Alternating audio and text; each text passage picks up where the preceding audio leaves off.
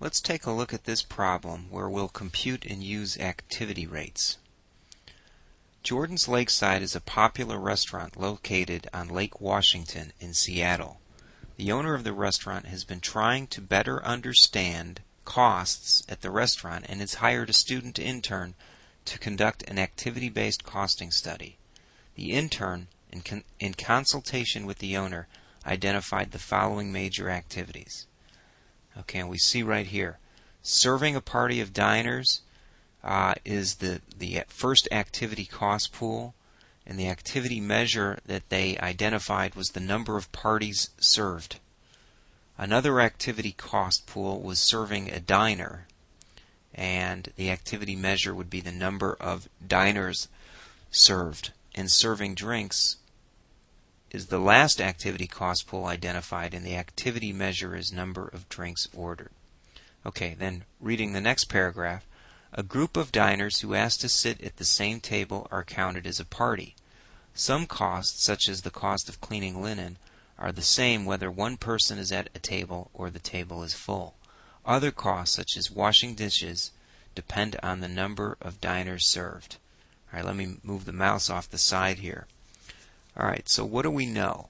We know the total cost of serving a party was $33,000. Serving a diner was $138,000. Serving a drink was $24,000 for a total of $195,000. And we also identified the numbers of the activities involved. So 6,000 parties, 15,000 dinners, and 10,000 drinks.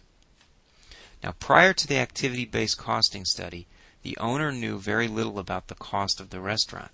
She knew that the total cost for the month was $195,000. That's the number we have right here. And that 15,000 diners, right there, had been served.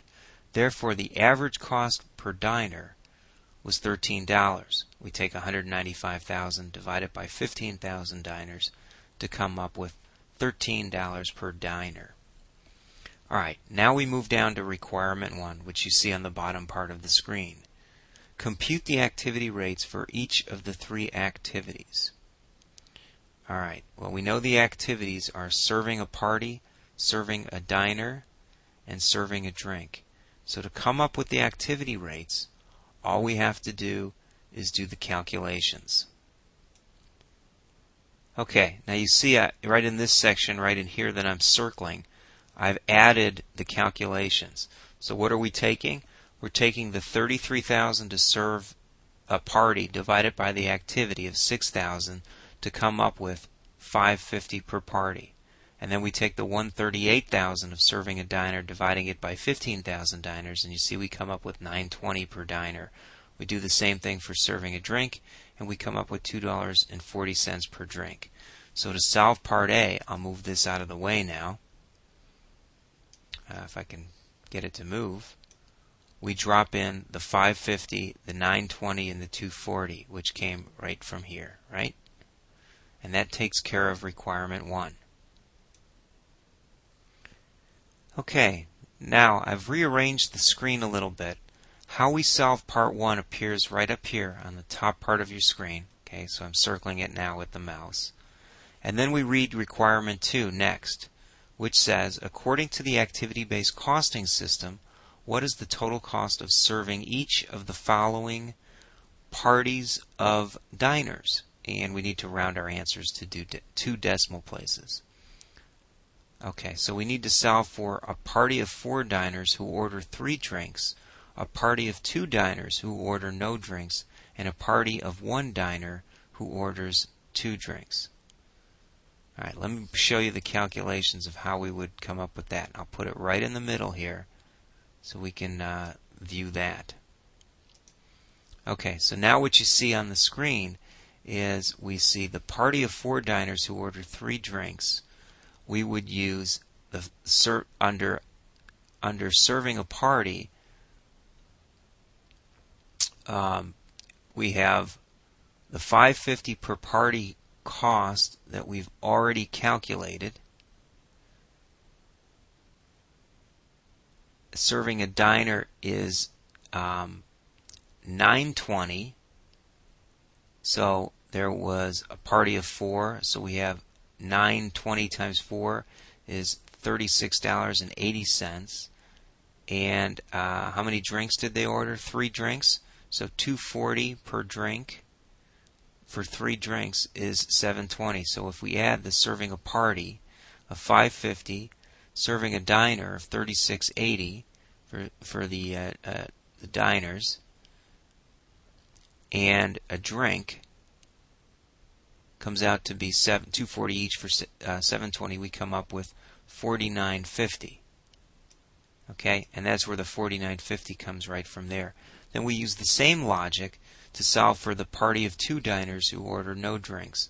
$5.50 for the party itself, 2 diners at $9.20 per diner gives us $18.40, and no drinks, so that's $23.90. And then finally, a party of 1 who orders 2 drinks, $5.50 for his party, 1 diner $9.20, and 2 drinks $4.80 gives us $19.50. Oh, let me slide that in. If I can pick the right item, there we go, and move that out of the way. And now you can see how we solved requirement 2. Okay, now I've rearranged the screen one additional time, and what you see now is the answer to, I believe that was part 2 up here, where we calculated the cost of serving each of the parties and how we came up with the computation. So we eventually derived a $49.50, a $23.90, and a $19.50 cost of each of those parties. And on requirement 3 it says convert the total cost you computed in requirement 1 above to cost per diner. In other words, what's the average cost per diner for serving each of the following parties? Okay, so we had a party of 4 who ordered 3 drinks, and we had a party of 2 that ordered no drinks. That's our $23.91. And we had a party of 1 who ordered 2 drinks, $19.50. So what we've got to do here is this calculation that I drop in right here.